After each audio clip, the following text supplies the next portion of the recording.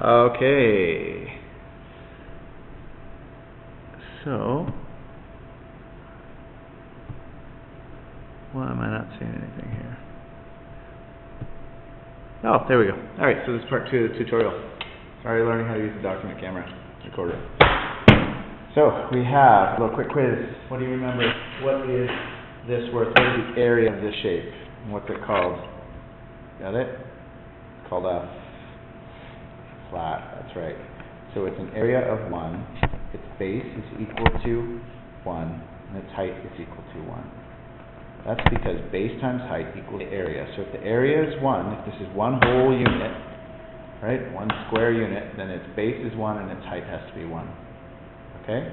So, quick quiz, what is this called? It's a, wait, it's a rod. That's right. Okay, so it has a base of 1 and a height of 0.1. Okay? That's really important to remember that the rod, the area is equal to 1, but its base and height aren't the same. Its base is 1, its height is equal to 0.1. Doesn't that make sense? The height is 1/10 of its base. And its base, if this is 1, this must be 1 too. And then the last one, what's this called? Don't forget, it's a cube. Okay, the cube has a base of 0.1. That matches up with this length here, right? And 0.1 for height. Okay, so its area is equal to 0.01. 100 of these would make up the area of this, right? So it's 1/100th of a whole. And its base is equal to 0.1, and its height is equal to 0.1. So that's a weird concept. 0.1 times 0.1 is equal to 0.01. And what that means really is that you're taking 1/10 of the base by multiplying, when you multiply it by 0.1. 1/10 of 1/10 is 1/100th. We're going to demonstrate another example and then get you to do a practice yourself. Alright, so start off with 2 flats. Okay, already you're thinking, oh, I know what the area is here. This is very simple. 1, 2. What's the multiplication problem? 2, because the base is 1 for a flat, and we've got 2 of them, so 2 times 1. So 1 is 2. Area is 2. Very simple. If we complicate it a little bit by adding in some more shapes here. Now we have a whole, because we now have a base of, I'm going to slide this over, a base of 1, 2.1, and a height of, I can't draw on here, the height is equal to 0.1 and then 1. So the height is equal to 1.1.